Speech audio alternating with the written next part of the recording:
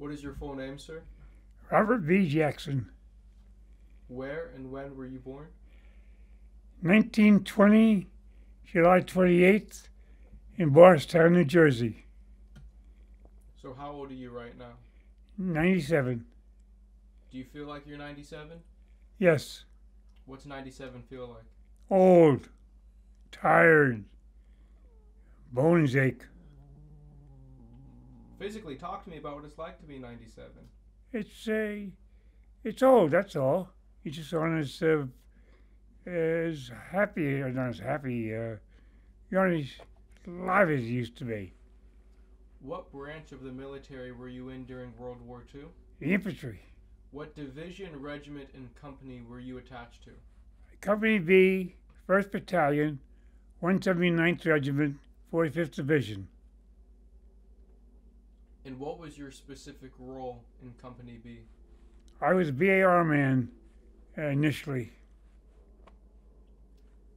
Were you a BAR man for the entire war? No, I BAR man through the Invasion of Sicily. And somewhere after that, I got rid of BAR and got carried in M1. I don't know when. I don't know how it came about. What other roles did you have in the company? After I got wounded, came back, I got a job driving a Jeep. And that was it. Then I got transferred from Baker Company to Dog Company and drove a Jeep for machine gunners the rest of the war. And that probably saved my life because living was much better as a Jeep driver than it was as a frontline infantryman. So where were you wounded? In the spine, vertebrae. And where? What country? Anzio. Was this during the Anzio breakout, or was this in the beginning? This was just a few days after the breakout. I was at Anzio the whole time, and this was a little town, Genzano, just a few days out of Anzio on our way to Rome. And what was the highest rank you achieved by the time you left the armed services? Officially, I never had much of a rank. PFC, I shunned. I was a professional enlisted man. I didn't go to school. They wanted me to go to school, wanted me to take courses, and I didn't want any part of it because I wasn't in there for a career. I was in there to get the hell out. And tell me, you mentioned that you were born in New Jersey. Yes. Did you grow up in New Jersey? Grew up in New Jersey until I joined the Army. So talk to me about growing up. What kind of things would you do for fun as a small child? Well, as a small child, lived on a small farm. Did all kind of farm work. We had cows, horses, chickens, pigs.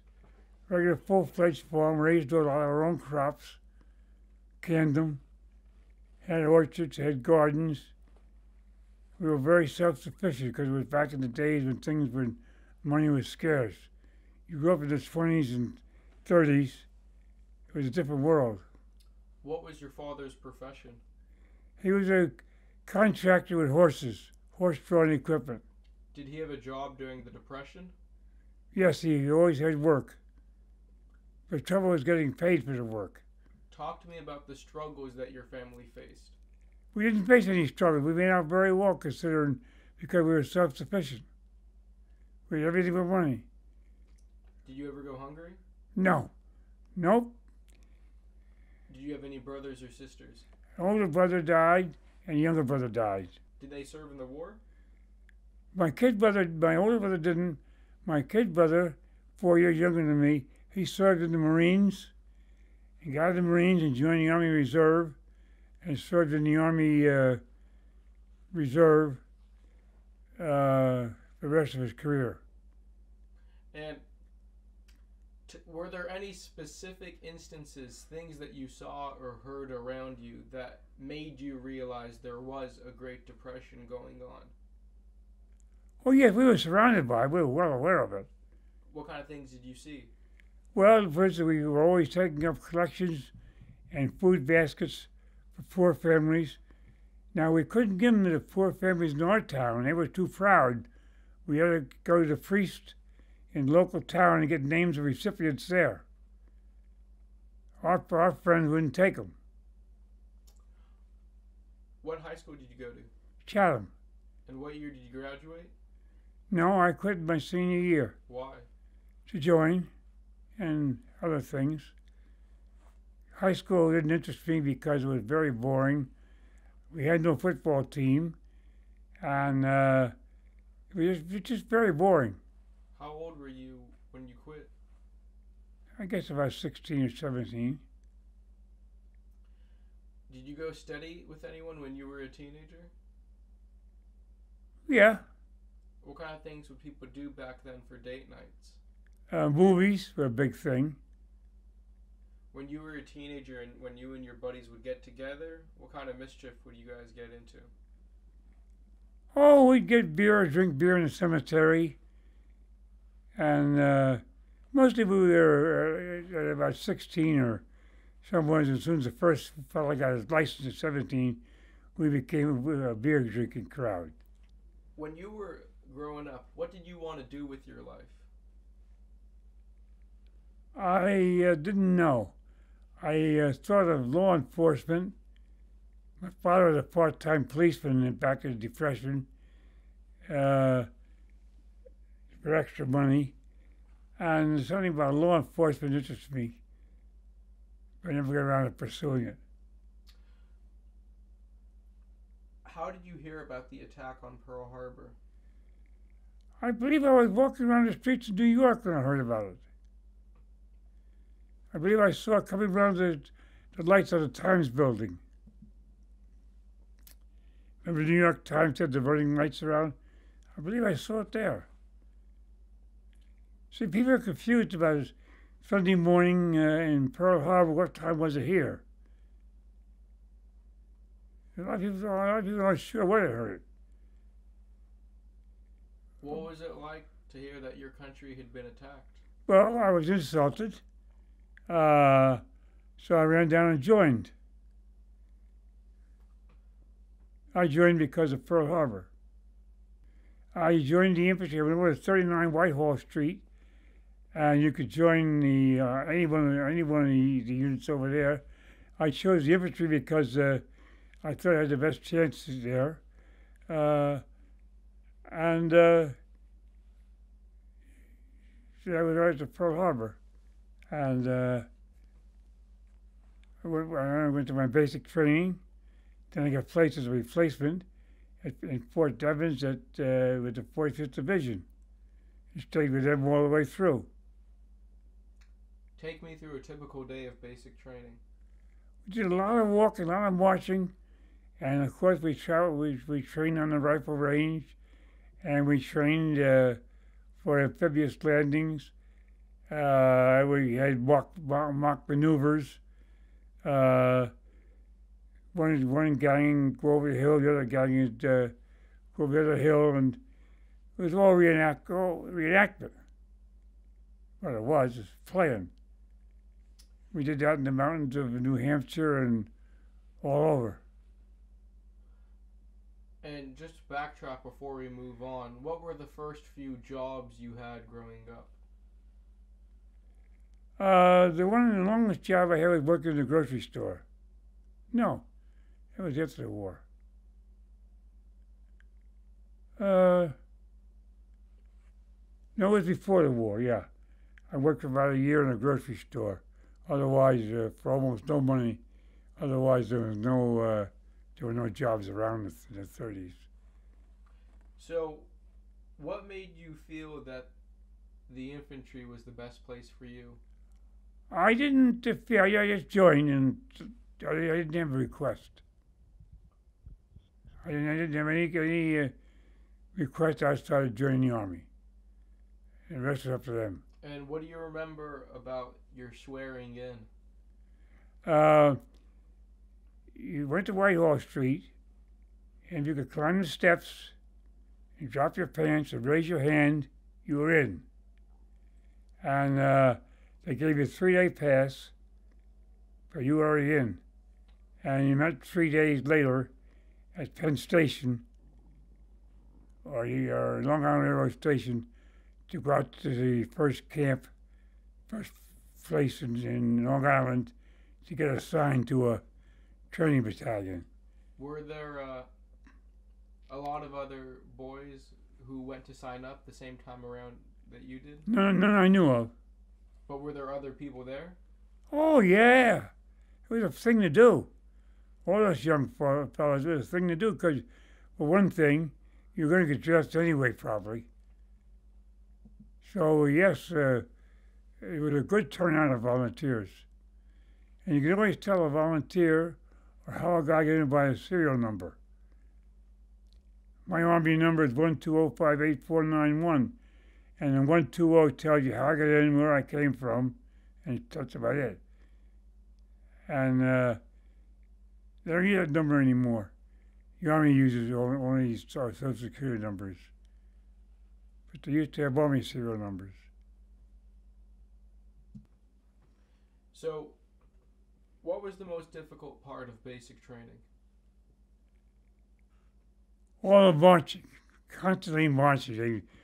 Really didn't walk. We had all kinds of 5, 10, 20-mile marches, overnight marches. We were big. The infantry just walking, and we were big doing walking. And how long did basic training go on for? Well, basic training started down in Carolina, 13 weeks.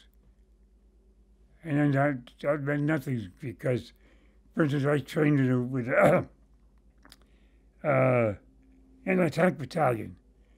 It was 37mm guns, and they were wooden. We had wooden guns. Didn't have real guns to train with. That's how the war started out. We didn't have anything. Well, we trained for amphibious landings. We trained shore-to-shore in Higgins boats, ship-to-shore in Higgins boats, and we trained Higgins boats. The 37-foot Higgins boat goes over circles, and you climb down a landing net and step off it when it pulls up to the side of the ship. And of course, the boat may be moving 5 to 7 foot up and down or more, depending on the seas. So you reach out with your foot for the boat, and the boat isn't there. The boat's going down 5 more feet. Another thing you do, you never use your hands on the horizontal strands of the net, because if there's a step on your hand, then you can't move. You're always on the vertical. These guys learned that the hard way. So the 45th Division, where did it originate?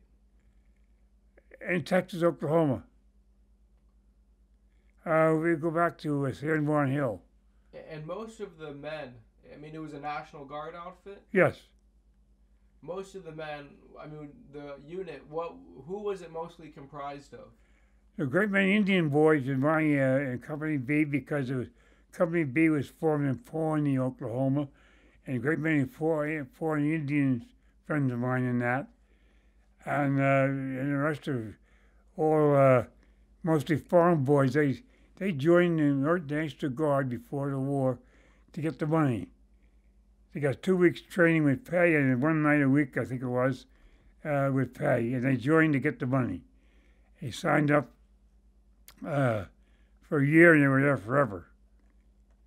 And take me through the 45th Division after the training has been completed. Where are you sent? Well, we went to various camps. We finally ended up in Hampton Roads for embarkation. And from there, we caught the ship to go over. To go over where? To go over to Europe. We went to Africa first. And what was the importance of Africa?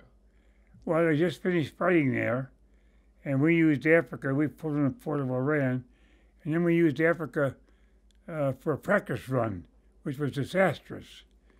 Why do you say that? Well, we didn't land the right place. It's not a simple thing in an amphibious invasion. So we went back to Iran, and we formed up a convoy, and our first actual fighting was July 10th in Sicily, our first landing. Before we get into Sicily, what are your memories of North Africa? How did you guys pass the time there? We didn't have much time. We were ashore a few days, and we got back on the boats. I was in Africa later in the hospital, but I found, well, naturally, anything in the army is located in the wilderness. So you find it to be very, very boring. And did you have any interaction with the civilians in North Africa? No, not in North Africa. No. What was the strategic importance of Sicily? Well, our job always was a second front. We were a second front before it became popular. We fought in Sicily, Italy, France, Germany. We always fought to take the pressure off the main affair. Normally being the big main affair, and in Northern Europe. So we always fought in Italy and France and Austria and Germany and to take the pressure off of the boys who had the tough job. So the fighting in North Africa had ended, and talk to me about what kind of resistance was on Sicily. Not bad in some areas. We were very fortunate. My outfit landed, and we were fighting the Italians yet then. And we up against the Italian unit, and we really had it quite easy compared to some other invasions. Talk to me about the invasion of Sicily. What do you remember? I remember at midnight you get up and you get ready to go, and you might go over the nets, and you're in the first wave. So you go over the nets and down to the landing craft, then circle for 3, 4, 5 hours, maybe, till everybody was rounded up.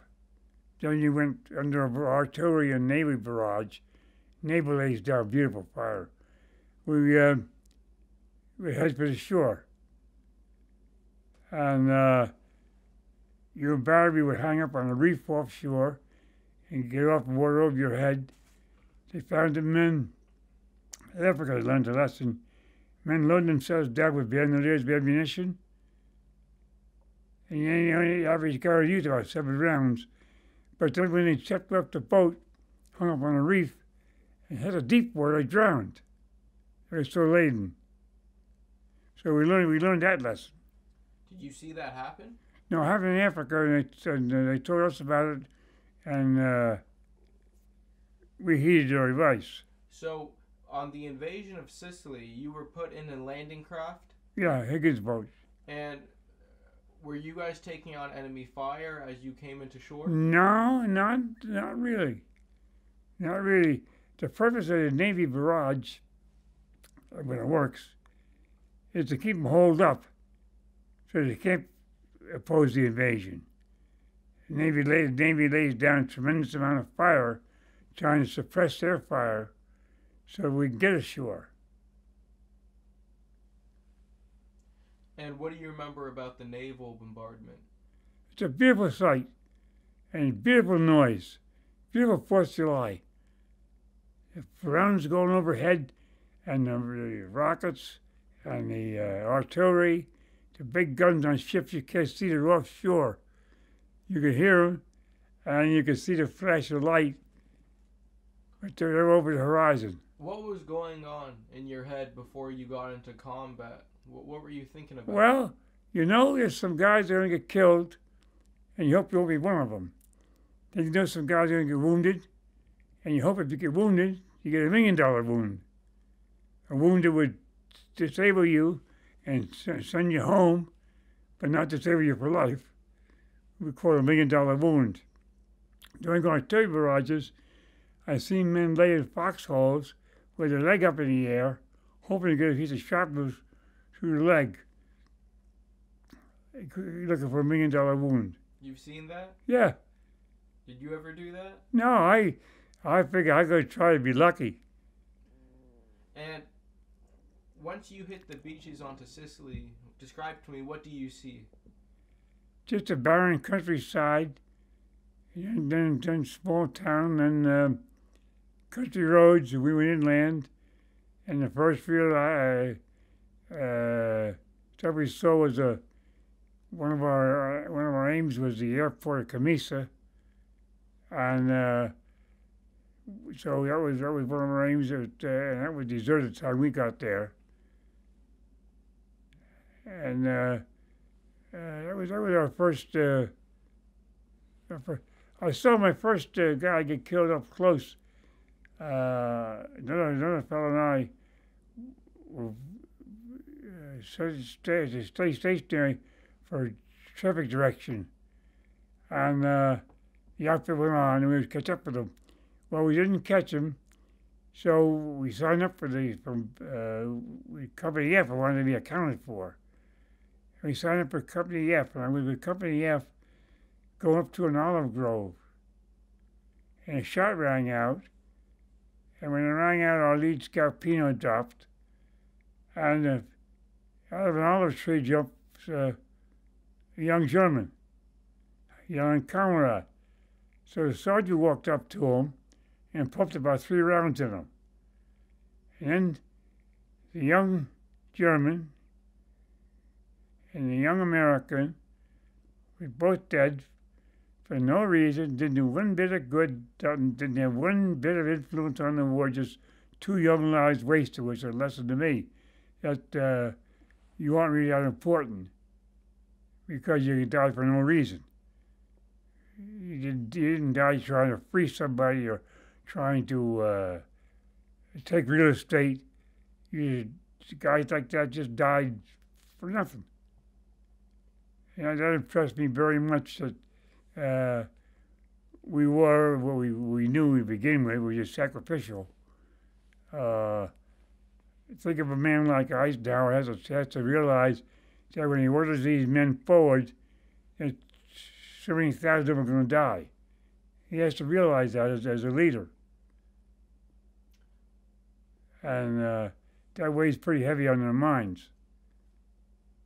Was that how close were you to Pino? 20 yards, 25 yards. Were you guys aware that this could be an area where there were Germans? Yes, we were watching for him, but he blew out of an olive tree. And the funny thing was, he was the only one. There were no more. Went on through the olive grove, and there were no more. When you see a fellow American getting killed like that, what do you think? Me too. You could have it in me. You realize that you have it anybody. That German picked Pino because Pino was a little bit in the lead. And but it could happen to anybody walking across that line through the orchard, any one of them. Describe to me the terrain in Sicily.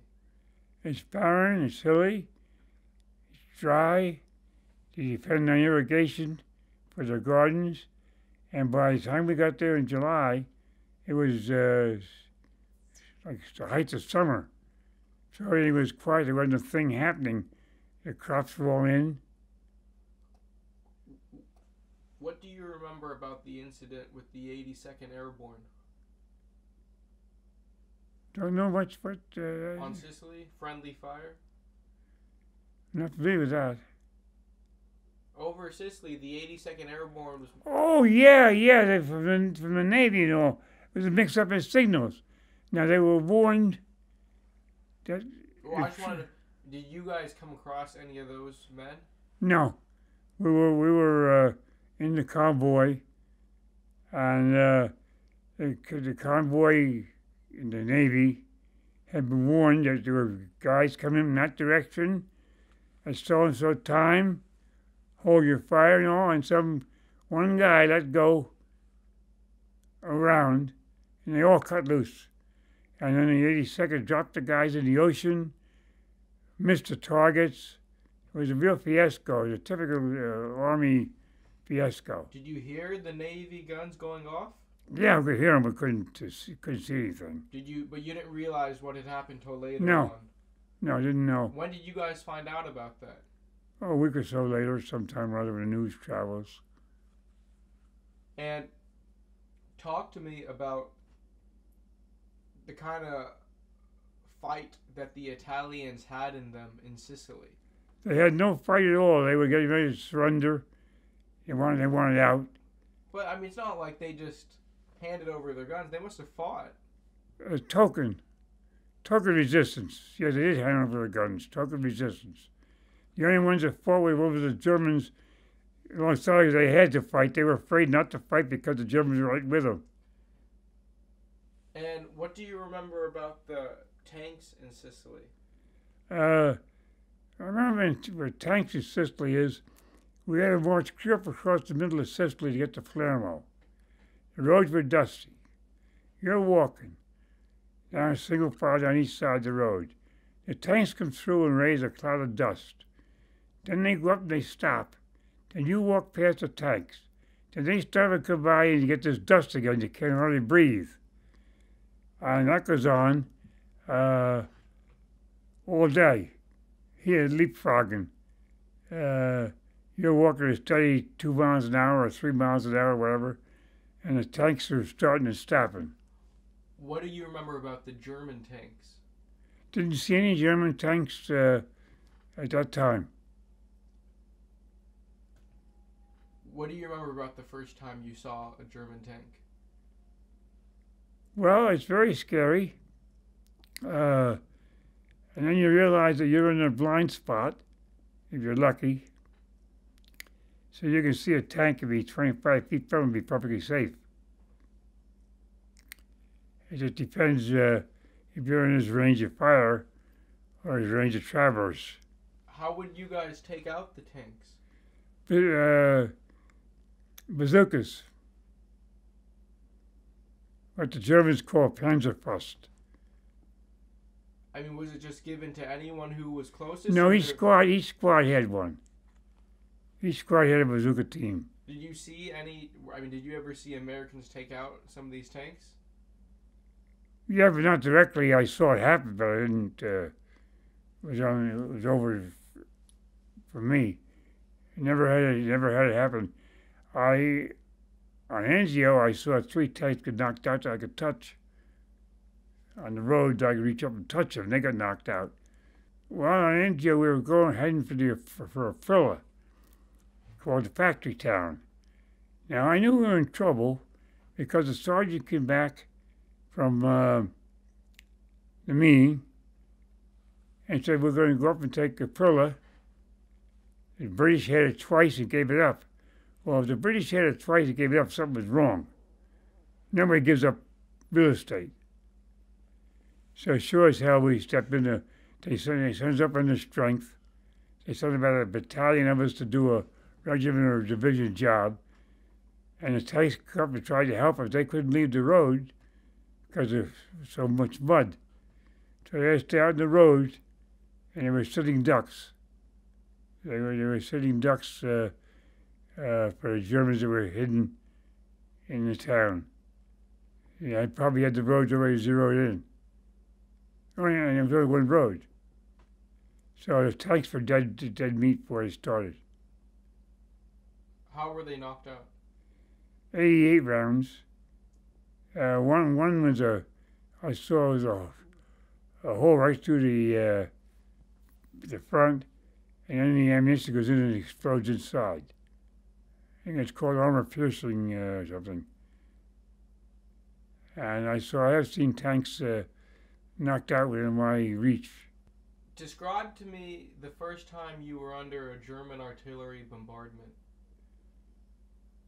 Well, that would probably be the first time in Sicily, and it was nighttime, and bombardment, and it sounds like every shell is coming directly for you. It could be missing you by 200 yards, and you feel like it's coming right for you. That's a sensation, and it's like watch to see where lightning's going to hit. Where did you face the heaviest bombardment? Hmm? Where did you face the heaviest bombardment? Usually when the Germans are on defense, I can't name you one right offhand, but they would fire everything before they abandoned the position. And .88, of course, was a powerful weapon. And so you didn't see you didn't see it. You just heard it and felt it. You were over the hill or, away. And then the bombardments, luckily sometimes, weren't for the front lines. They were for the follow-up. They didn't spend all the time like at Anzio fighting for the front lines. We stayed 127 days at Anzio in foxholes. They didn't shoot at us, shoot at the harbor for the supply ships. Well, we were perfectly safe up in our foxholes in the front. They weren't going to waste valuable ammo on scattered out guys every 10 or 15 feet, a couple guys or one guy in a foxhole. So in Anzio, with all the bombardments, and Anzio Annie, the big Leopold gun, we were, in the front line, we were fairly safe. They weren't going to waste their time on us. Talk to me about what it's like to have shells going off all around you. Mentally, how do you go through that experience? Well, again, you try to convince yourself that this isn't your turn. This is not your time. And you feel the vibration. You hear noise. How loud is it? Depends. Pretty loud, but see, shells bury themselves in the ground and then explode outward. So if you're in the foxhole, you got a pretty good chance of getting missed. And then that's when they come up with proximity fuse or tree burst.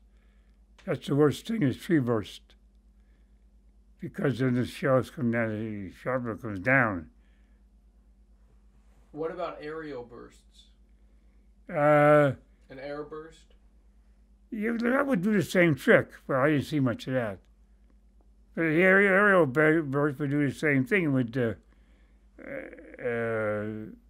send the sharpness downward into the holes. So it's literally raining down. Right. How do you protect yourself then? There is no protection because some place we stayed for a few days would build an elaborate foxhole and cover it with then they got trapped. They got trapped in the explosion, and they couldn't get out. They were worse off than the ones out in the open holes. What do you mean they would get trapped? The roof would cave in, and they were trapped in what they thought was a sanctuary. Did you ever stay in some of those foxholes? No, I want to see the sky above me.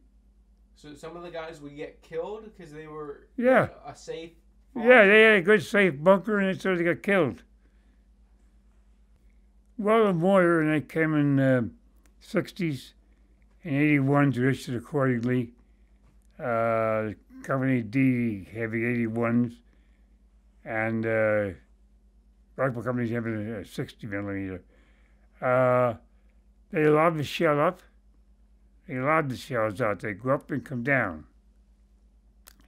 And you got increments on, and you pull the increments for the range you want, and set the sights for it to drop. And those you could use close up too. You can use those when the enemy's 100 yards away or closer. So what do you remember about the German mortars? German mortars were very deadly. They were mostly about like our 81 millimeter mortar. Yeah, they were very deadly, and fortunately, I don't recall any direct 81 German mortar barrage. I know about them, but I don't recall ever actually being in one. Oh, so your mortars never went off around you?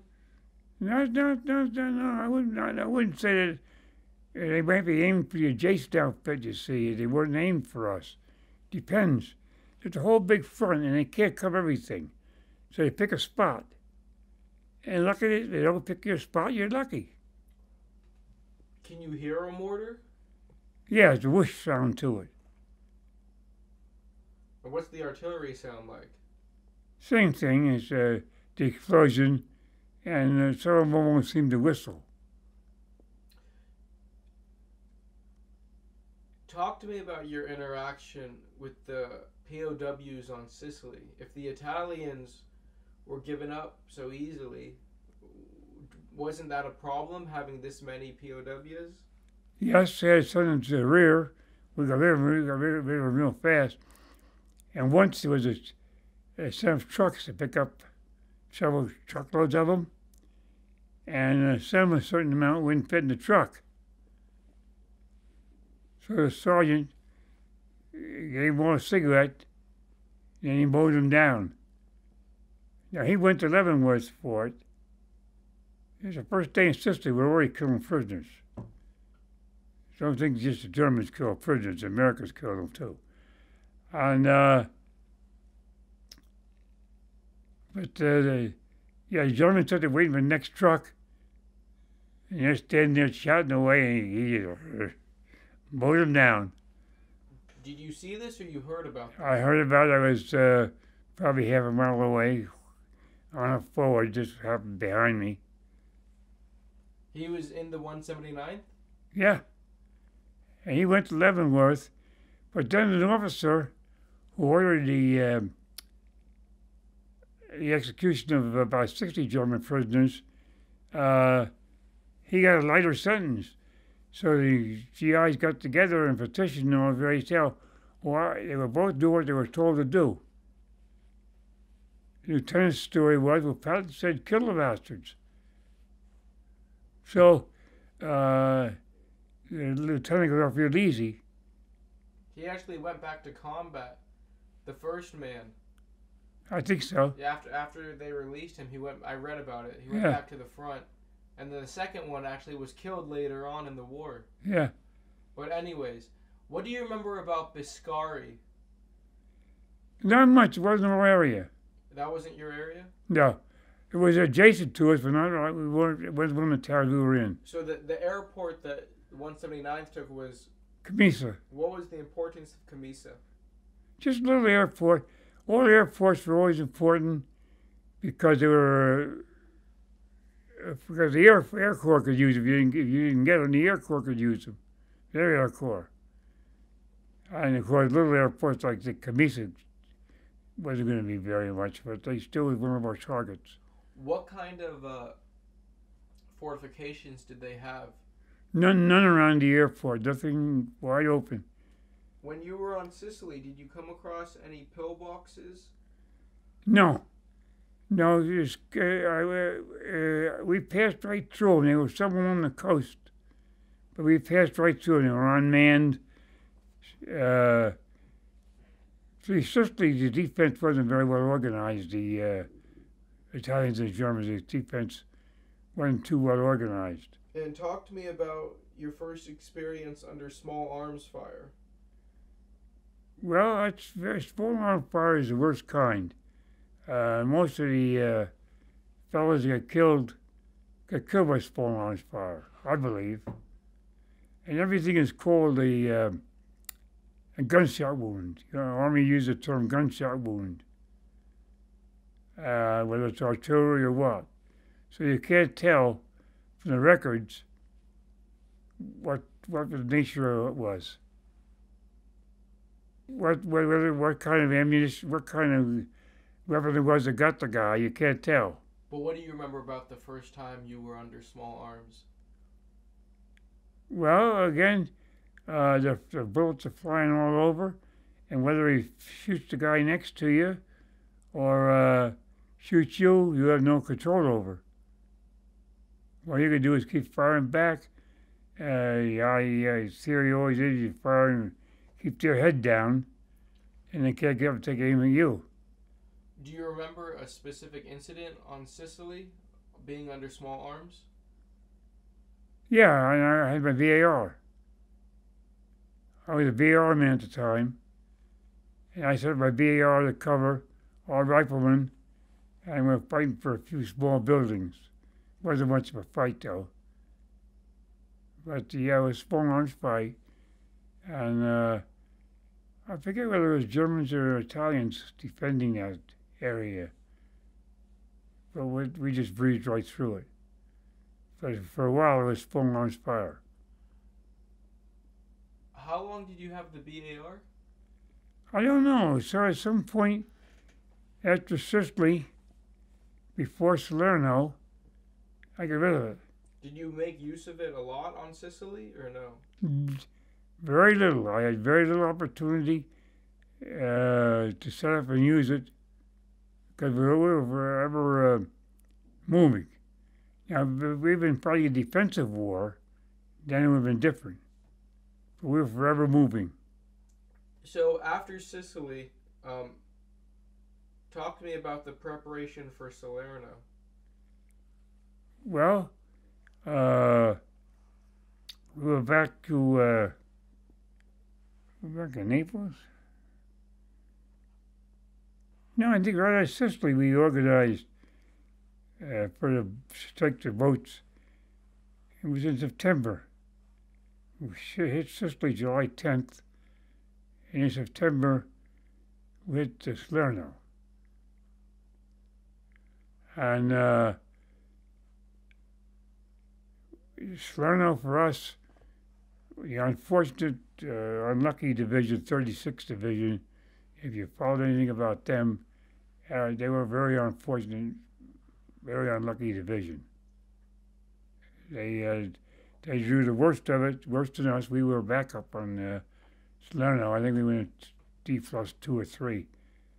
But the 36th Division almost got wiped out because, again, Montgomery, who landed at Tow, was supposed to go up and be a protector to him.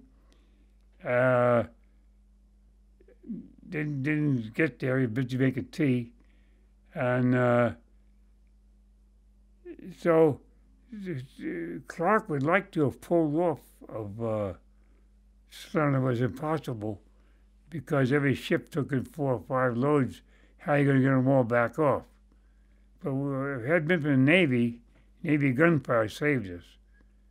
And then north of us, the British, and they had heavy time. But Salerno was a bad place for 36th Division. Well, in Salerno, the Germans had about 2 weeks of pretty heavy counterattacks for the 36th and the 45th. What do you remember about those counterattacks? Well, we were trying to get across those rivers and get up. We were in the attack mood, and so the Germans were in the attack mood also, counterattack. All I know is they were hot and heavy. In some areas they were really hot, and there was a lot of poor generalship in that. Clark was a perfect horse's ass. We didn't think much of Clark. We studied about as much of Clark as we did of Montgomery. And Clark said, I'll go into Salerno, and I won't have a Navy bombardment first to announce it. I'll surprise them. Well, hell, when you get into this thing, you look at the coast, there's only a couple of places you can go. How are you going to surprise anybody? And so that's why the 36 had it so rough there. What do you remember about your personal experiences fighting in Salerno? Nothing really. Just like any other place. You fire and fight and run. And I hope you can run forward. Very seldom had to run backwards. Mostly ran forward. Did you have any experiences with snipers in Italy? Oh yeah, you always have snipers. Anybody that stays hidden and fires from a hidden spot is a sniper. And yes, snipers are always a danger, always a nuisance, because they can happen at the damnedest times. Things can be relatively quiet, and you busy with activity, getting ready for the next move, and sniper nobody knew was there, would open up. And invariably, snipers were caught. They were invariably sacrificed because sniper has to be well. Despite those tales about Afghanistan, all those snipers shooting about a mile and a half. Well, that's different technology. Yeah, our snipers are usually up close.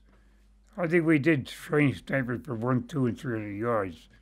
But most of your fighting is not that far. But the German snipers, were they taken prisoner? Not usually. And talk to me about San Pietro. San Pietro was a dirty little fight. The village of San Pietro. Yeah. What do you remember about the fight in San Pietro? Well, another hilly town. And the Germans were well ensconced and had everything in their favor. Defender had everything in his favor. Because the defender has usually got some protection, buildings, or terrain. And the attacker, they say he's supposed to be 4-to-1 ratio. And of course, you never were.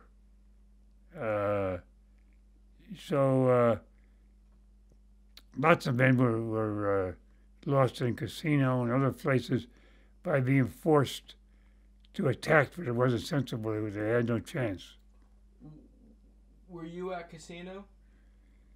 No, we were at Denifro, just on a parallel with it. What do you remember about the fighting for Denifro? Denifro is a typical mountain town, and we got without too much trouble, and then we sort of used it as a base, if you can call it, having a place in the. And that time was the rainy season, so everything was miserable. But Denifro was a town. Ernie Powell was in Denifro. I missed him, and he was there. But Denifro was the same time, the same idea as casino, which they had no need. There was no need. History proved for them to ever attack casino without air armada. There was no sense in it. Describe to me, what do you remember about the living conditions in combat? They're utterly miserable, rotten, dirty, uncomfortable, unsanitary. Yes, they are really. But really, put me in your shoes. Describe to me what's it like. Well, suppose you're on Anzio 127 days with no shower, no nothing, no change of socks. You can't take your shoes off because your feet are swell. I still got what they call trench feet. All the capillary veins get decapitated. So, combat to me is dirty. In the infantry. And don't forget, in the infantry, for every guy in the infantry, there's 8 guys behind them.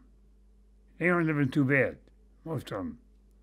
Artillery guys, other guys got chances to shelter buildings. They don't have to be out in the open. And the other branches all got served. And allegedly, we had these things in the Army where they rotate you every 2 weeks, and they bring up showers and all. That's all kind of baloney. We never saw that. Talk to me about the kind of food you're eating in combat. We ate almost exclusively, extensively, K rations. Toward the end of the war, 5-in-1 rations came along and 10-in-1. But for our war, it was K rations all the way through. And what's in a K ration? Well, there's 3 meals. They're all different. One of them is a can of cheese and a fig bar and ersatz coffee making and 4 cigarettes. And so one meal might be cheese, one would be a kind of a ham. Now remember, these things have to be spiced up to last. So they're about as tasty and about as good for you. And there were three: breakfast, lunch, and dinner. And so we lived almost extensively on them. Did you smoke? At the time, yes. How much would you smoke? Well, I smoked the cigarettes that came in the rations because there was no place to buy cigarettes or anything. So the four with each meal were your cigarettes. You could trade with other guys. You could trade the Fig Bar for cigarettes or something like that if you wanted to. Later on, we got moving. Everybody saved the cigarettes for barter. Cigarettes would get you anything once you got in towns and moving. A cigarette would get you food, get you companionship. Cigarettes were like currency. What do you remember about the Italian women? Not very much because we didn't get associated with them. When we finished fighting, for instance, in Sicily, we could back and camped out waiting to go to, so there were no women around. I mean, there was no town around. There was a little town of Shepperoo, and we had almost nothing to do with civilians. What do you recall about the Rapido River? Well, it was a mistake. It didn't have to be done. Why? Well, the British had already made crossings that Clark could have used. Going back to Sicily, do you remember anything about Mota Hill? No. M-O-T-T-A? No, I don't. It says the 45th Division was held up there for 4 days. Well, what part of 45th? 179th is what I've understood it to mean. What was the difference between Messina and Palermo? Well, Palermo was capital city. We just passed through. We didn't stop there. We didn't get a chance to enjoy any sights or any goodies in Palermo. We just got up to Palermo and turned and headed toward Messina. And but the 3rd Division relieved us halfway to Messina. So, why did you guys go to the Italians and the Germans? They were trying to leave Sicily and go to the main Italy. Yeah. So they would be going through Messina to do that. Yeah. Why would you guys go to Palermo and then Messina? Why not go straight to Messina? They allowed Montgomery to steal our road. The original plan was for Montgomery to go up the coastline past Mount Etna, and us to go up on the land side, the west side, Route 177, I think it was. And without getting permission, Montgomery stole that road from us. Without going to Alexander or anybody else.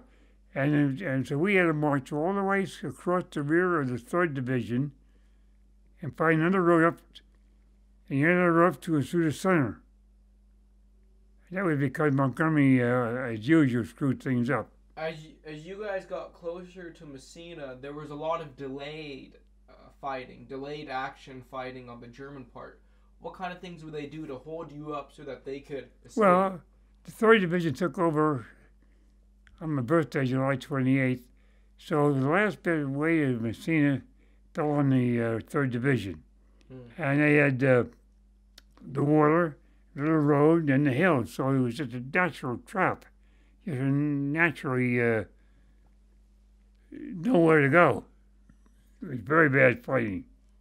3rd Division had a very bad time.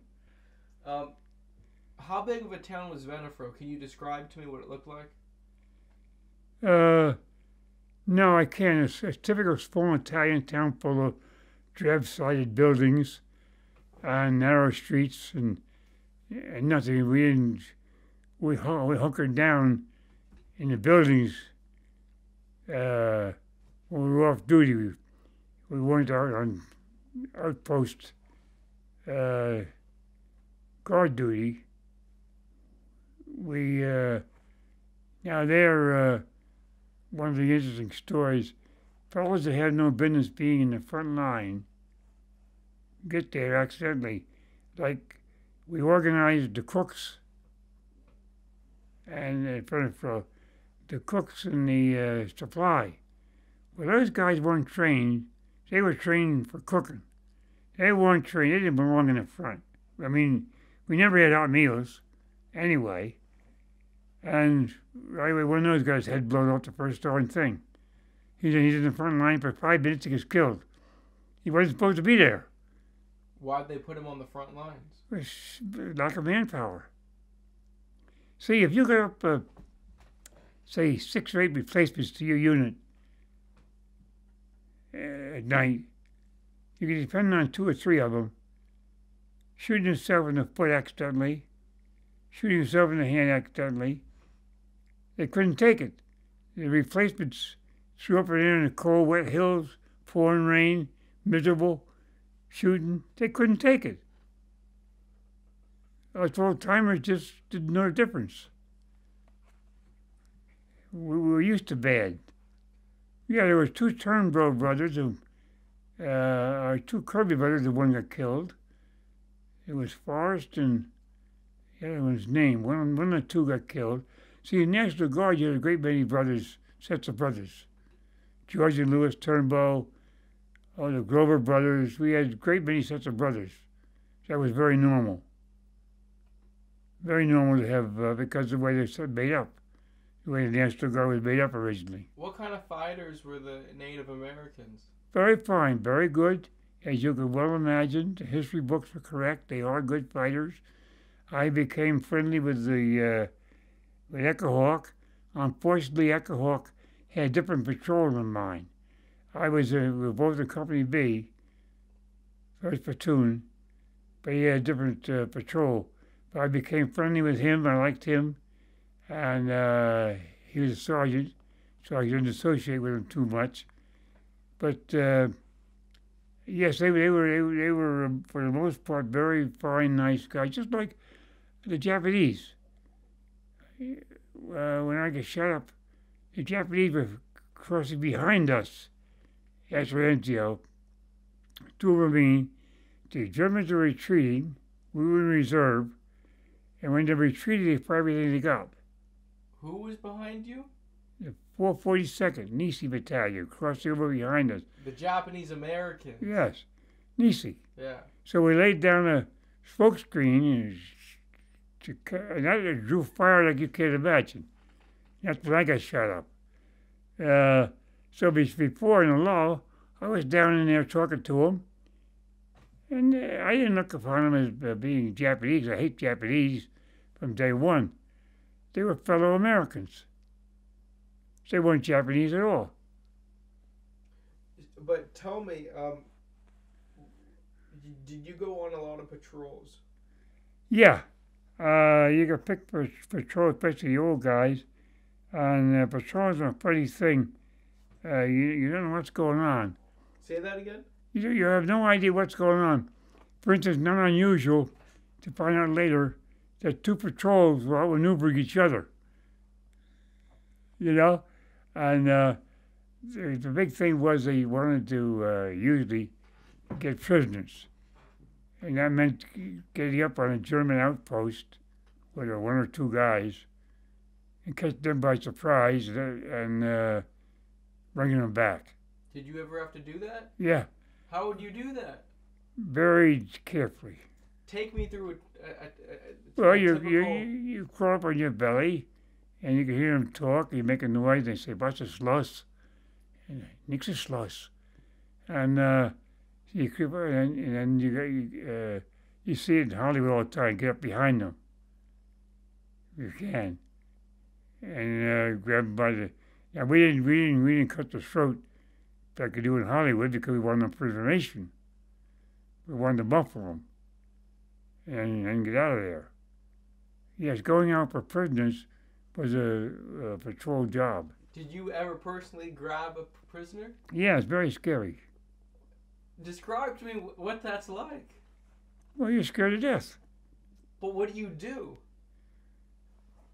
You overpower them, and you outnumber them usually. There's 4 or 5 in the patrol, and only 1 or 2 of them. So you overpower them and hustle them back down the hill toward your lines. How do you prevent them from screaming? Keep your hand over their mouth.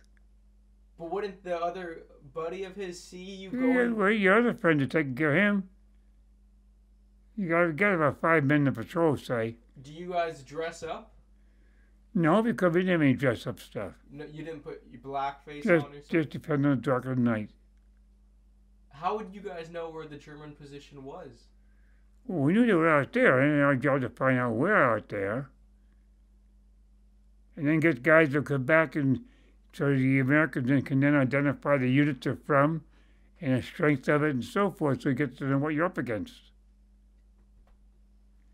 You always need information.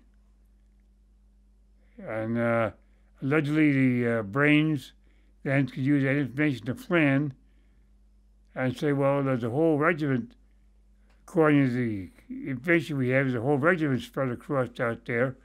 We can't attack with just a battalion. And sometimes the information was dead wrong.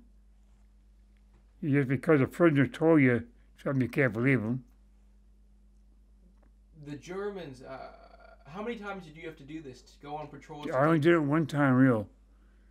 I did several patrols, but only one real one. Only one that was like that. Mostly, we only got up, and once we heard them and found out where they were, that was what we had to do, was establish their line. So we didn't have to attack them. Did they put up a fight or did they comply? The ones They were overpowered.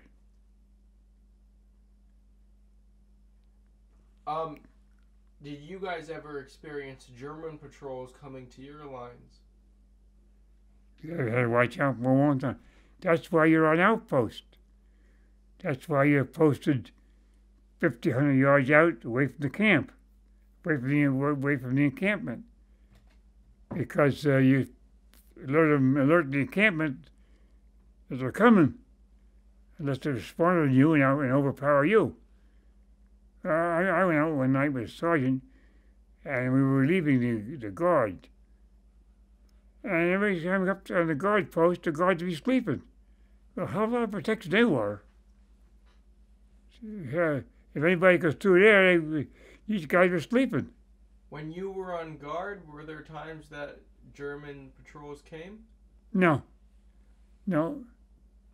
How much fighting was done at night, usually? I don't see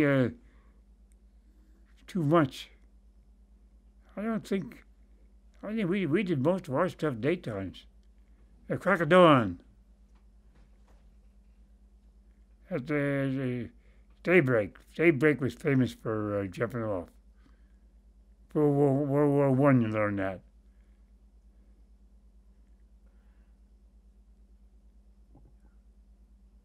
Take me through your experience with landmines. I had no experience with landmines. We always managed to avoid them. We had scouts out first, and if a road was mined, it was mined for vehicles. So you just avoided the ruts, and the guys with the mine detectors could pretty well find them. But when you're in the open country, they might mine a hillside that would no way detecting it. And everybody hated mine because it took the legs off. During firefights, how close did you get to the German infantry?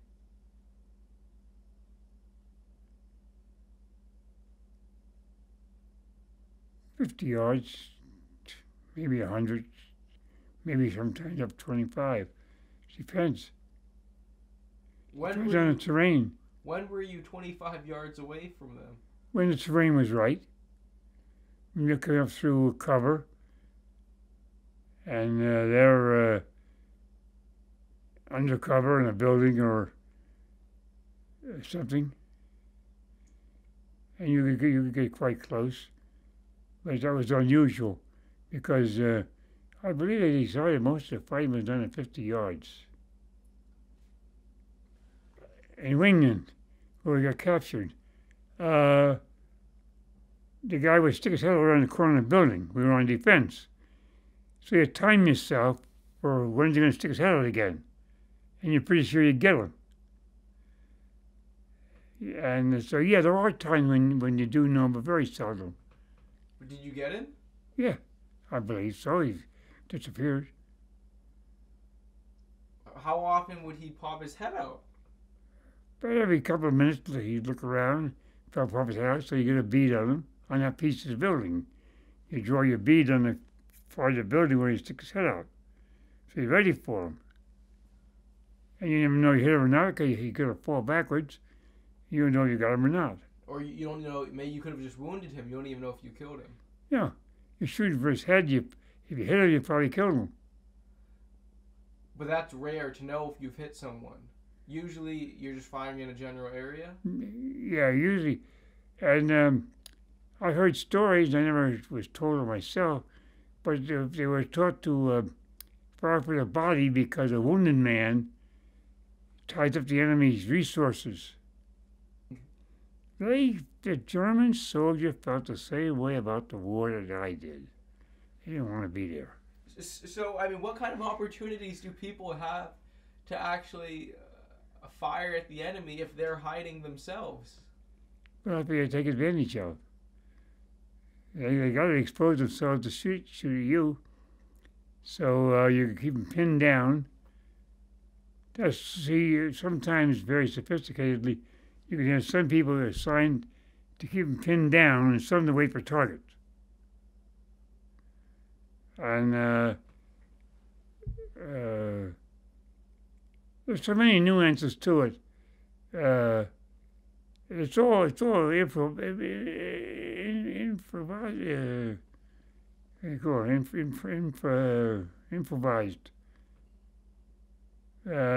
Not planned. It's spur of the moment. Were there times in combat that you were under German machine gun fire? Not directly. Really? Around me, but not directly. I was fortunate. So you were never pinned down from a... No.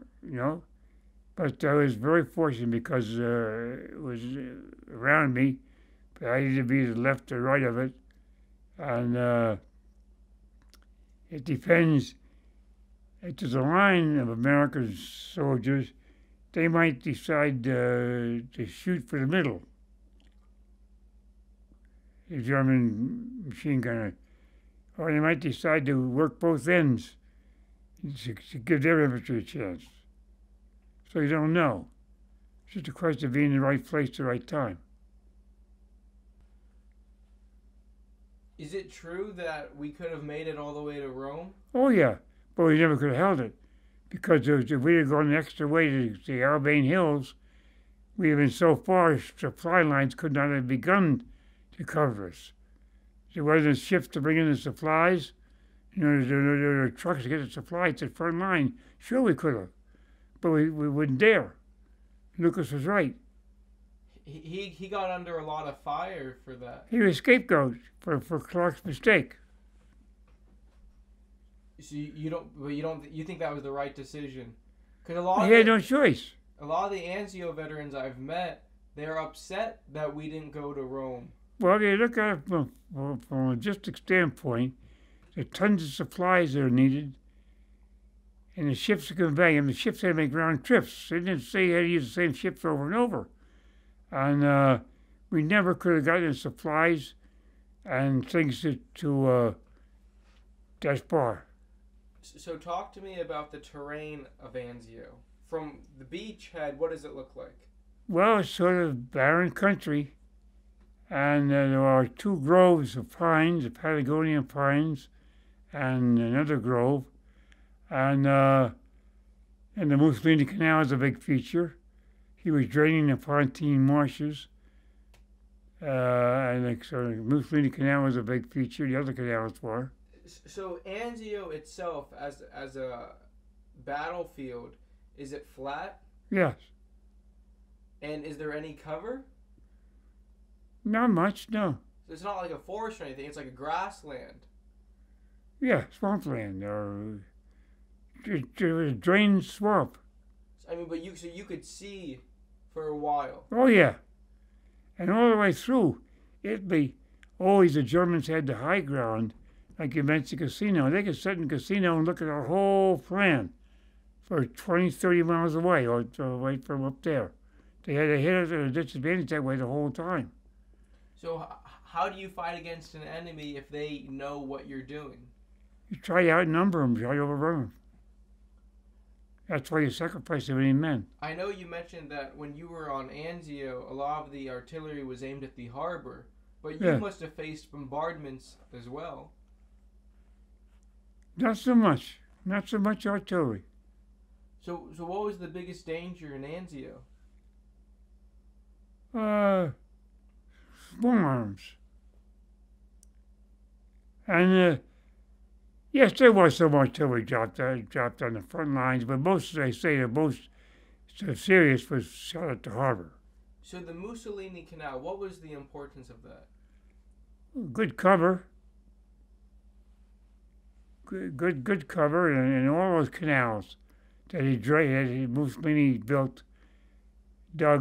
to drain those Pontine marshes. Did it separate the American and the German line? Not always. You could run between them. Because my understanding was that at Anzio, you couldn't stand up because the German infantry, they could see you if you stood up. That's practically true. Were they that close? Yeah, we were that close to them, and they were that close to us. I mean, so my understanding was like during the entire day, you guys would be buttoned up in the foxhole. Right. So how's progress getting made if you guys are in foxholes? And there was no progress made for 3 months. Until the breakout. Yeah. So explain. I mean, what was the thinking behind that? We weren't strong enough to break out. So they were just getting more and more men. Yeah, and Van Kesseling was bringing in more and more German troops. So you mentioned how many days were you at Anzio? 127. So take me through a typical day at Anzio. What do you do? Nothing. Honest. That's right. You wake up, and then what? You eat, and now if you're back in an area like the Pines, where we'll go back to where you got to call a rest, you could get up and walk around and so forth, doing things normal.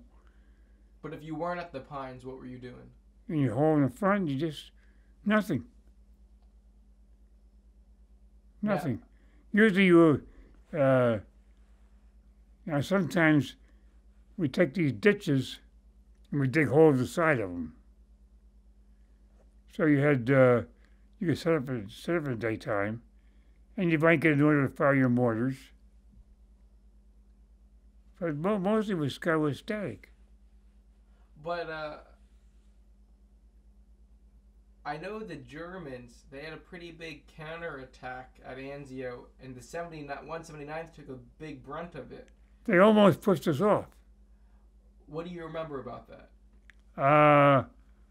We were on the flank of it, and they almost were successful. We were backed up to our last lines. A 2nd Battalion took the brunt of it. Yeah, we were. I was in the first. Yes, we were almost kicked off. But what do you remember? I mean, what did they throw at you all? Everything. Artillery, mortars, small arms, everything. Tanks. From your battalion's vantage point, could you see them coming? Oh yeah. And yeah, we were right past us. We were on the side. So after the other regiment, and so we were shooting them down from the side. They didn't even know we were there. They were so busy trying to go ahead. They didn't know they were getting hit by us from the side. Do you still have the BAR at this time or no? No. That would have been a good time to have the BAR. Yeah, 20 rounds. How did they finally get stopped?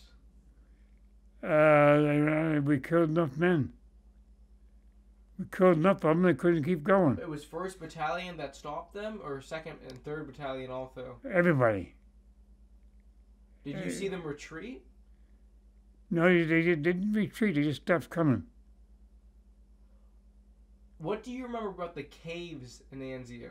Not at all, that was the 157th, that was Sparks, and we weren't involved in that. I know all about them. What were they? They were caves. They were natural caves. By nature. And they were in practically no man's land. Yeah, there was a bit of fighting going around the caves. Did you ever meet Sparks at the reunions? Yes. What did you think about him? Nice guy. Nice, good sense of humor. You think he was a good leader?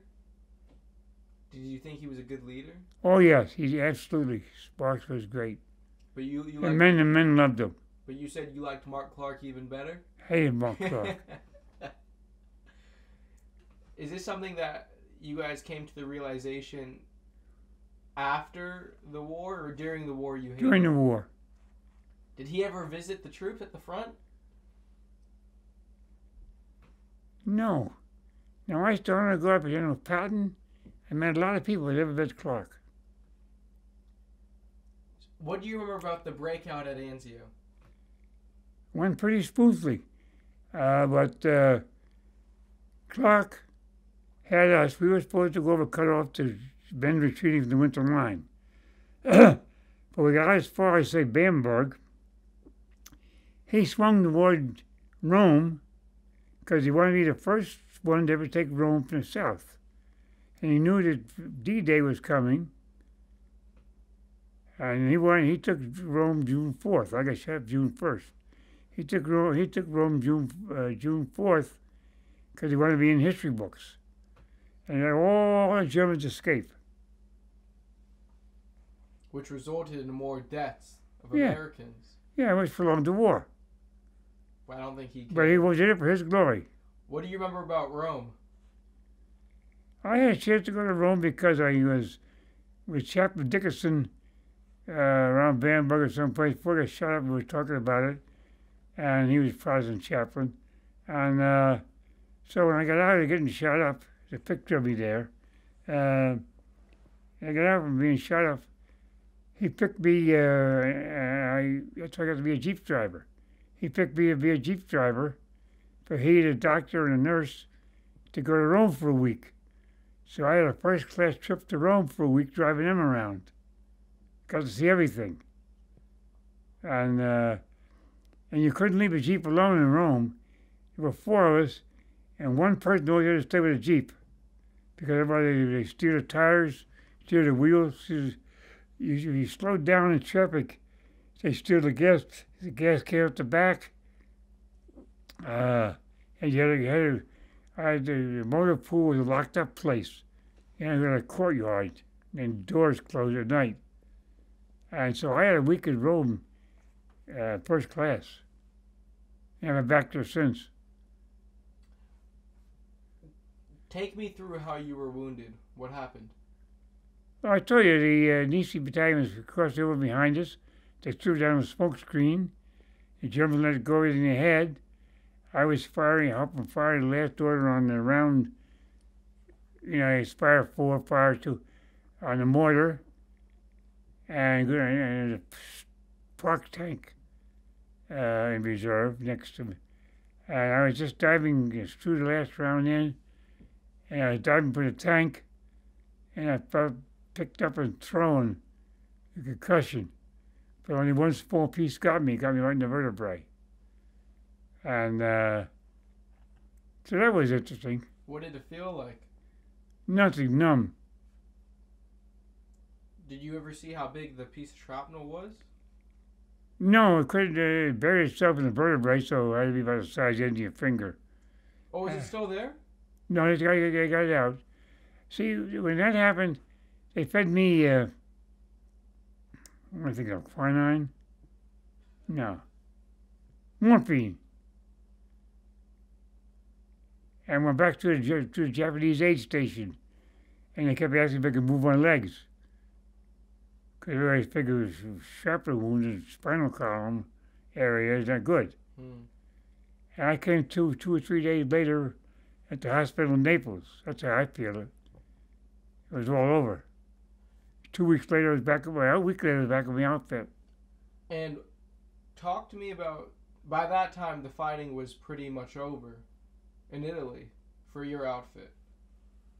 Yeah.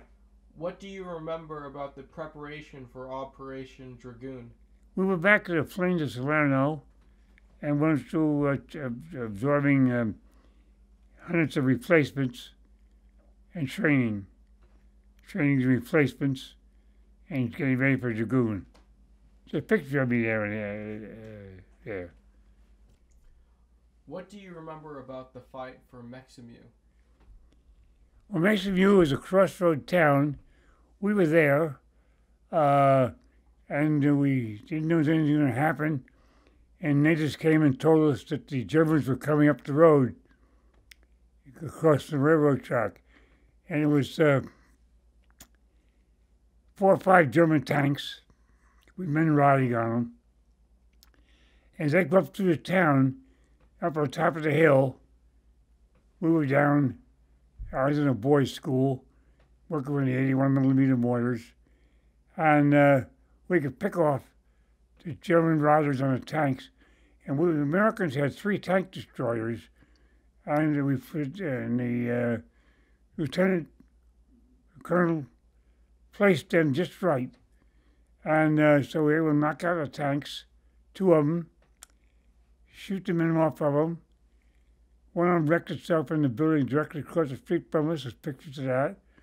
And one of them, we went down in the courtyard as we finished firing out of the windows.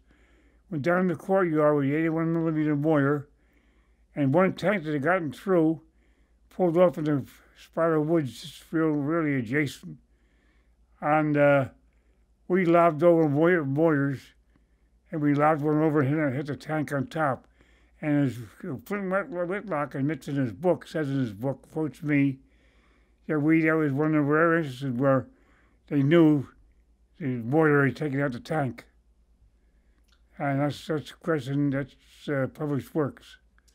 And on the mortar team, what was your role?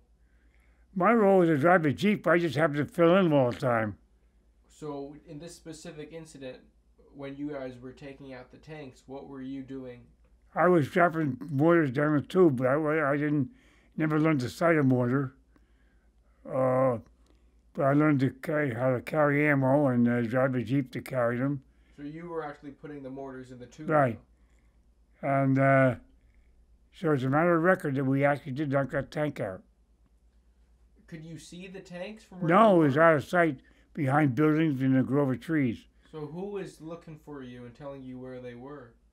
Our guys right down there could see it. There's some other guys. And so I couldn't because of the building. would they radio it to you, or did they just yell? I think they were using radio. Did you look at the damage that you guys did later on? No, we're too busy doing some other things.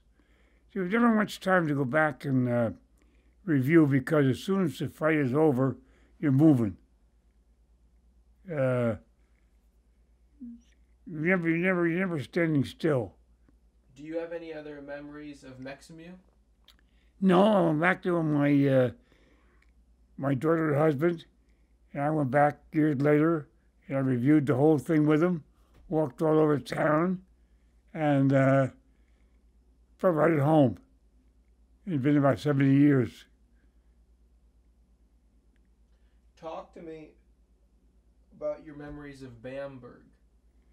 Bamberg had been, we turned south. If you look at our route, we went in north to cross and around Aschaffenburg.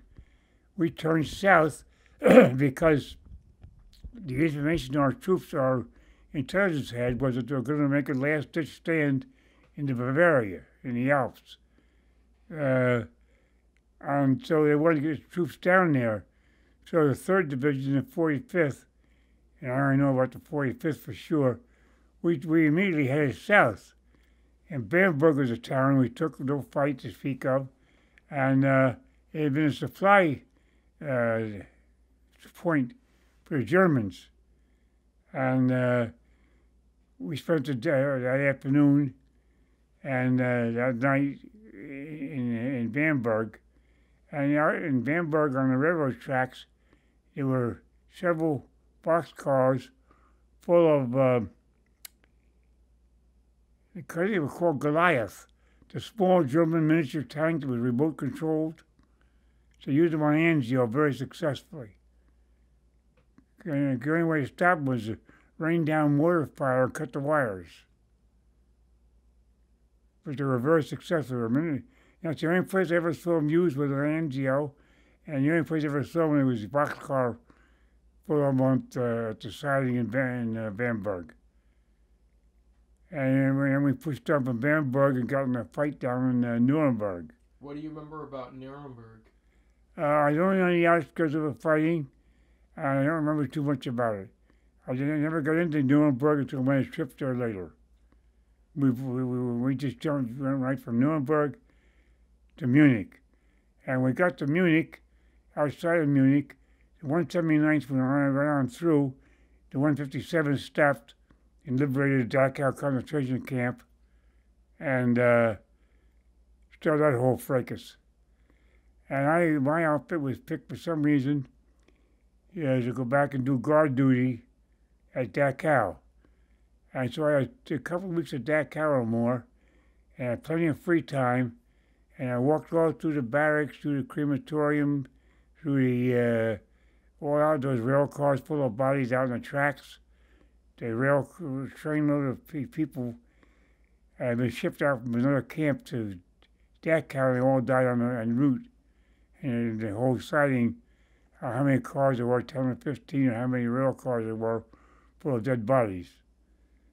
And I saw that up close because I got a chance to walk around and on my own time. And I walked through the barracks, I walked through the around the crematorium. I really saw Dachau. In 2 weeks, I saw every bit of Dachau. And the only thing I remember about Dachau is the horrible smell. I remember the activities of the, well, we called them hayriggans, but having the Germans labor, load the dead bodies like far across them and take them out to the hills where the dozers were busy digging trenches because there's so many bodies to bury. And always when you passed them, they smelled terrible. You had to hold your breath. When you saw all the dead bodies at Dachau, did you have an idea of what caused, No, very little was known. They didn't publicize what they did know. We freed several labor camps, which were mild. They were just for labor. But we never freed anything like Dachau. And then it all began to come out because that was getting the end of the war. And then it came out about Buchenwald and all the other camps. But no, we didn't know a thing about the severity of it.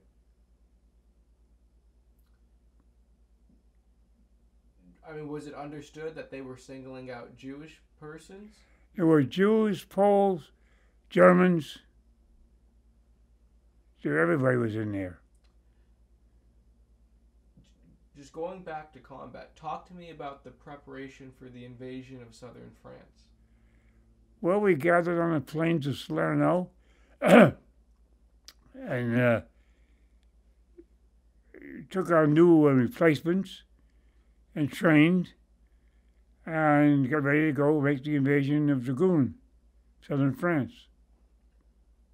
What kind of things would the replacements ask the older veterans? I don't know. I never talked too much to him. I kept to myself a lot. Why? It was easier. Easier to make him talk. But when the guys would get around with one another, I mean, what kind of things would the guys talk about? Girls. Home. Mostly home. What about home? They all missed it. They all talked about how great it was, how I wanted to get back, and how they hoped the war would be over soon and that we'd live to get back. Home was in everybody's mind.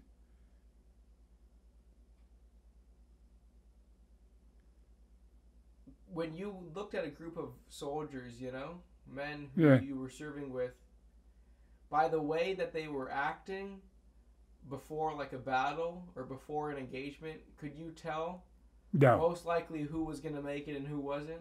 No, I don't think so. I don't think so. I don't think a man's behavior would give him away, because it's all a matter of luck. Were there a lot of men who got scared in combat to the point that they didn't engage and they hid? They froze up. Yes. What do you remember about seeing that? I think I saw it. I saw guys sure acting like it, but there was no time to diagnose it.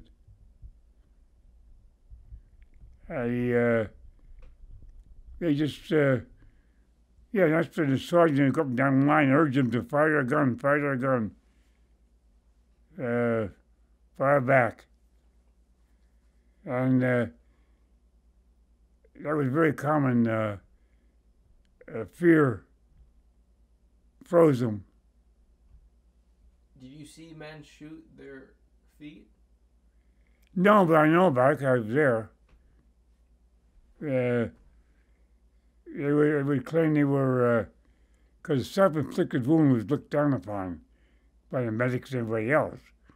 And they were, I was pulling my rifle in this foxhole, adjusting the sights, and accidentally I hit it this way, and I was doing it, and and it went through my hand. But obviously, if the one was true, he had a hell of a problem proving it. It might have been true, some of them, but they had a hell of a job proving it, because self-inflicted wounds were looked down upon. Talk to me about at Anzio. You guys were out in the open. What do you remember about the German Luftwaffe? They didn't bother us. Again, you don't use valuable airplanes to strafe the front line full of infantry, unless you're charged or something. I mean, just for normal times. And we were beginning to have air supremacy by then. Did you see any dogfight? Yes. I saw not dogfights. I saw German fighters come in and shoot down American bombers flying over. On Anzio, I saw it. And saw the guys jump out of the American bombers that were hit. I did see the first example crossing the Rhine. A flight of American bombers were going over. And, of course, the fighter protection always rode high above them. In came the ME-262, first we seen it, the jet. And shot down several of the bombers, made a U-turn, and would go on before our fighters knew they were there. That's the first time I saw any jets. And it worked. But there was short range at the time. Were you ever strafed? No. Of all the roads I was on, full of horse and wagons and strafing evidence all over, my outfit itself was never strafed, at least where I was. Were replacements oftentimes the ones who were killed first? Yes, to lack of experience and just the luck of the cards. Old-timers could be there for months, like myself, went all the way through. Now, I'm probably one of the few fellows that joined up, got with the 45th Division, and went all the way through with the same division, because they tried to put you back when you come out of the hospital, They try to put you back with your outfit. But they didn't always do it. It went to whatever outfit needed replacements. So for me to go all the way through with the 45th Division is rather unusual. I was there from Fort Devens till they broke us up to go home. What kind of mistakes would the replacements make that would lead to them getting killed? Exposing themselves needlessly. Standing up when they shouldn't. Standing in the open when they shouldn't. Lighting a fire to get warm when they shouldn't. You couldn't light fires. You're a dead giveaway. And we took one hill. This took place in Italy. We took a hill, and rock wall ran across the top of it, and we hunkered down right there, started digging. One of the fellows, replacements, stood up, and he said, "They're coming back to surrender." Well, the damn fool Germans always counterattacked. And he lasted about 2 minutes. He was a target. He said, "Hey, look, they're coming back." He got it. And we repulsed the counterattack. But you could expect the counterattack. That's why the first thing you do is try to dig in. So the invasion of southern France, how did that go? Went very well for us. But my particular outfit, that time I was on an LCT. And we pulled right in and dropped the ramp and drove off.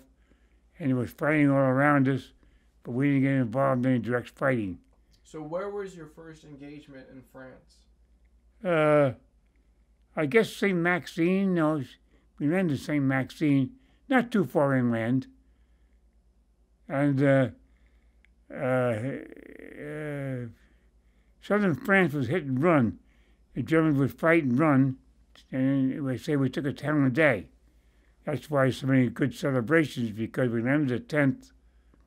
Now, I was in St. Maxime with the mayor, and I said to him, "Mayor, it's April 10th, or August 10th. 70 years ago today, 15,000 of us came ashore here. Today, I'm the only one.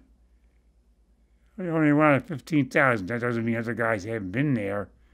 And I imagine the 50th anniversary was probably real big. But when you get to the 70th anniversary and all, you're getting into guys that are all up 90 and a lot of them can't travel anymore or don't have the means. It costs money to travel." Did you engage in house-to-house fighting? No, never got engaged in house-to-house fighting. Got engaged in some street fighting, but never in some house-to-house to talk about what the second floor is Americans, third floor is Germans, and no, never got involved in that. What do you remember about the street fighting? Well, you just duck around corners, and it's dangerous because you have to expose yourself to find them. And if you expose yourself for too long, they got a beat on you. So you got to try to hold on and wait till they expose themselves to shoot and catch you. But if you're always waiting for them to expose themselves, they're probably doing the same thing. Yeah, and somebody has to go first. And you know the Hollywood version, these guys just cover me and I'll run across the street and you get, that kind of stuff was real. Guys say, I'll cross and you cover me, then you cross. That was real. That was the way to do it. Because when you ran across, they had to expose themselves to shoot at you, which gave your backup man a chance to shoot them. So you were live bait. And when you're going through towns, don't you feel like there's just a bead on your head? Yes. Absolutely. All second floors are suspicious. How do you function not knowing if someone has a bead on your head? You don't have a choice. They said go. When they say go, you go. Okay, so sometimes when you're going through towns, they split up the men Yeah, on the sides of the streets. yeah. And they're covering each other. That's you can cover. Yes. That happened? Oh yeah, that's a common tactic. We was a town in northern France, and the SS troops who had come in from Norway come in at crack of dawn, and luckily they only had small arms. They didn't have anything with them because they were on foot, and they came right through our lines. Our lines were very porous.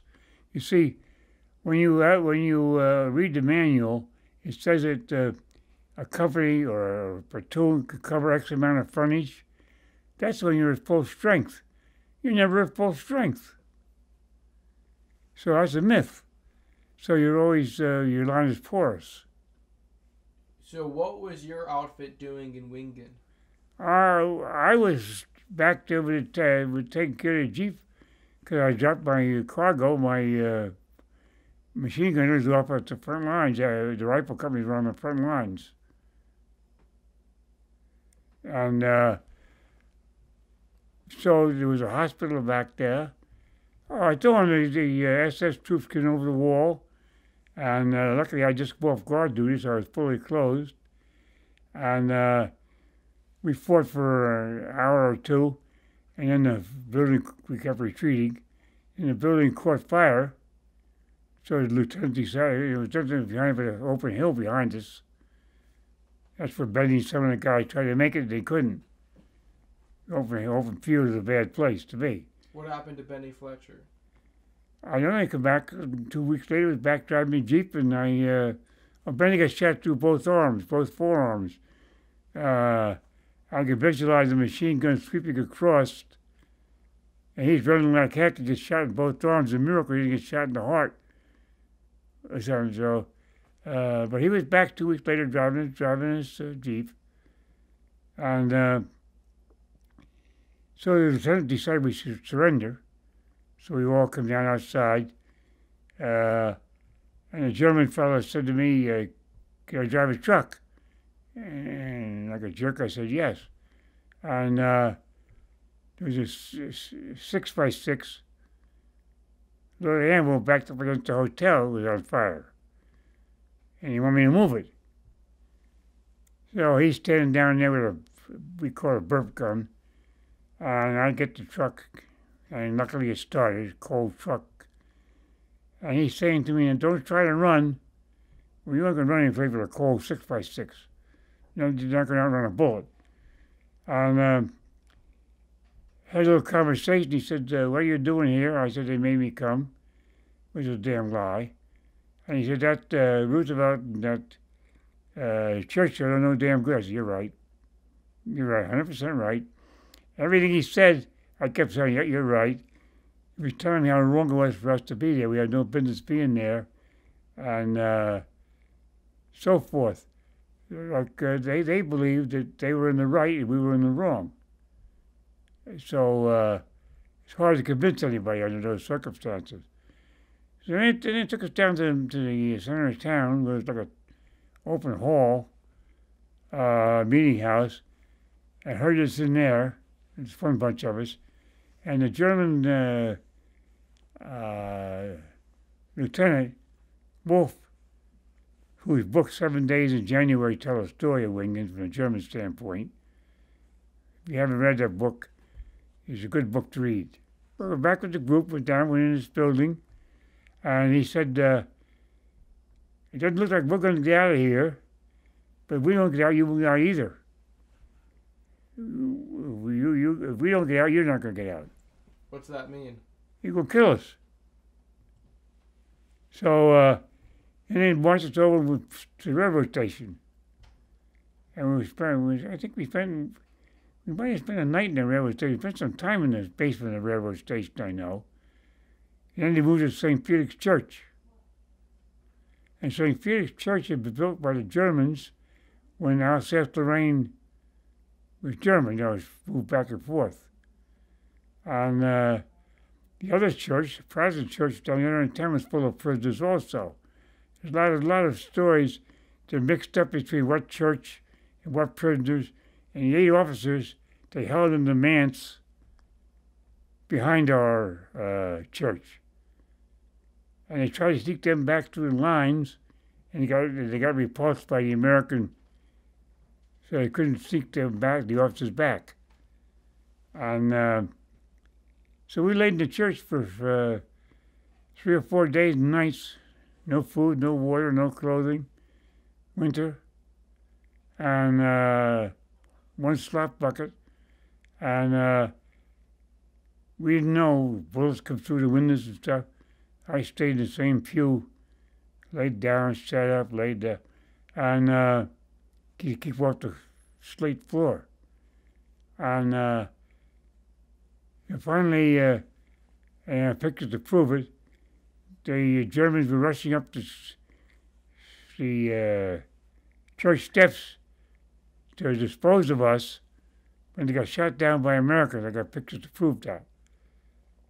And so we were so relieved to get released after all that time.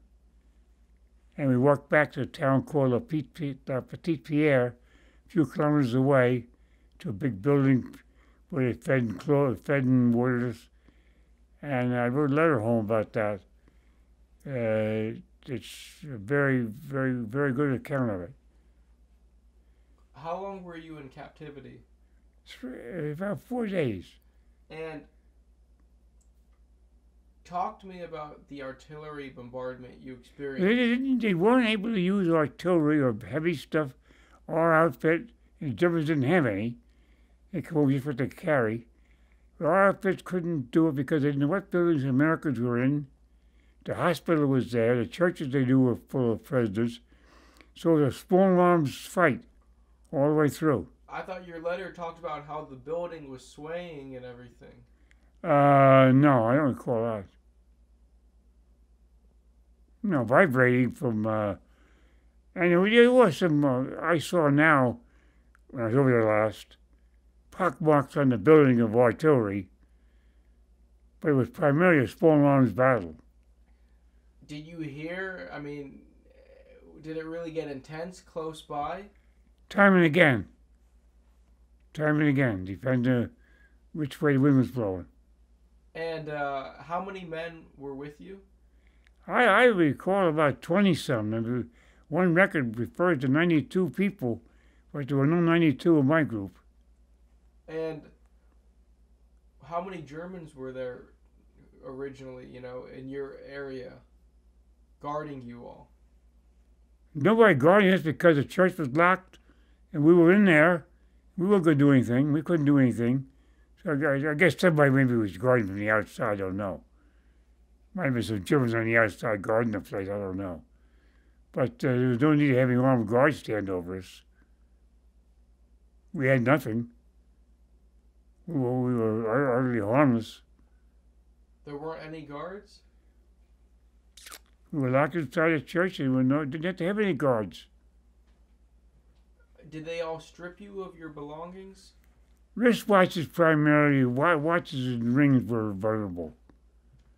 Very vulnerable. And what did you have for food? Nothing. No food, no water, no nothing. For 4 days? The Germans couldn't feed themselves. I'll tell you one interesting humanitarian story, Hollywood-style story. The hospital there ended up being staffed by both German and American doctors, and they needed supplies. And one of the hospital personnel and a German, under a flag, came across the street to the headquarters. They tell them what they needed, and that the German doctors were taking care of the American prisoners wounded also, as well as the Germans. And they walked back with the supplies they wanted for the hospital. That's a kind of a fairy tale, I think. The factory was the town of Prilla, a model city by Mussolini. And I told you the British had it twice, and had to give it up. So we knew it was going to be tough. because nobody gives up real estate. And they turned the job over, it's in the history books, to, I guess, a battalion, finally. And it was a regimental or practically division job. That's how serious it was. So we had no chance. We crawled for ditches, and the tanks for 3 hours late give you support. Then they got shut up, they appeared. And it was a small arms fire, and it wasn't a fair fire. We were out in the open, practically. And there wasn't any shrubbery around hardly, I don't think. And they were behind walls. So there was no chance. Echo Hawk lost his entire squad. Back when Dobbins got killed. What was the importance of the factory town? I believe it was a crossroad, if I'm not mistaken. That's some story like that I've heard. And why was it called the factory? Because it looked like a factory. And, I mean, how big of a town are we talking? Not too big, not too big. And how long did the firefight last? All day. But you guys were out in the open. In ditches. I was in a ditch all day. And tell me the story in as much detail as you remember about how you were going to get written up for the Silver Star. Well, that's history. I rescued a medic, James English, and the interesting thing was that Echo Hawk had a sketch of him with his face half bandaged. He was our medic. And it came dusk and they started to retreat, and I was lead man. So I was going back. I passed English, I passed a lot of dead bodies. One guy's brain was sliced right out of his head. Half his head was there, and the brains, he was here. Just like a big cleaver had come down and cut off half his head and laid it over there. Crazy. And I heard James moan. So I said, crazy, he's alive yet. Now, this picture of him, I didn't come out until just a few months ago. I didn't know about that, naturally. So I had my choice. I drug him, and it was a good, I'd say 200 yards. And I had a fire every once in a while at the Germans who were pursuing me to slow them down. I don't know if they hit them or not. Just fired down the ditch at them. And the bullets hit the butt around me, bang, bang, putt, I mean. And so I drug them all the way back, and then the road went across, and I could see the buildings over there and American activity. So I drug them over there and turned them over to them, and went back to my business. And it wasn't until the next day when Lieutenant Marcasac, who I didn't know, and George Turnbow, who I soldiered with all the way through Fort Devens, came to my foxhole. We went back to a rest area that day, and told me that, what a terrific thing it was, and show forth the best tradition that would leave a man behind, and putting me in for the Silver Star. But then Marcasac got captured a couple of days later. And I heard he kept a journal, but George said he didn't keep the journal until he was a prisoner. And I saw George at one reunion, and he didn't want to talk about the war in Pawnee. And whenever I followed through, I tried to follow through on it, but I didn't ever contact the right people. It's in the works now. What kind of injury did English have? Half his face was shot away. Was the bandage already on there? Yeah, he had bandaged himself and passed out again. And taking morphine because he was unconscious. And I kept checking, hoping he'd moan again and all. And I'm not going to drag him away back if he's dead. And I can't leave them here and say I'll go get guys and come back for them because that wouldn't work. If we'd have left him, he'd have died overnight and I was there. And his son, I talked to his son on the phone. Jimmy went finally chased him down. He lived to be about 82, raised a family, but he had a horribly disfigured face that haunted him all the time. And so we got the whole thing researched and the right people, and we put in for it again. It's in the works right now. With getting the Silver Star? Yeah. It's in the works. I can make out. Last thing, you mentioned, though, this happened on the retreat from the factory? Yes. So... Dusk. You were... What time did you guys get to the factory? Morning? Yeah, so I go up early in the morning and spend all day in those trenches fighting. Only Company B? Well, I was only concerned with Company B. What life advice do you want to give to future generations?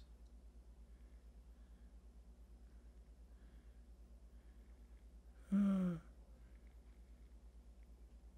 crowded hour of glorious life is worth days without a name.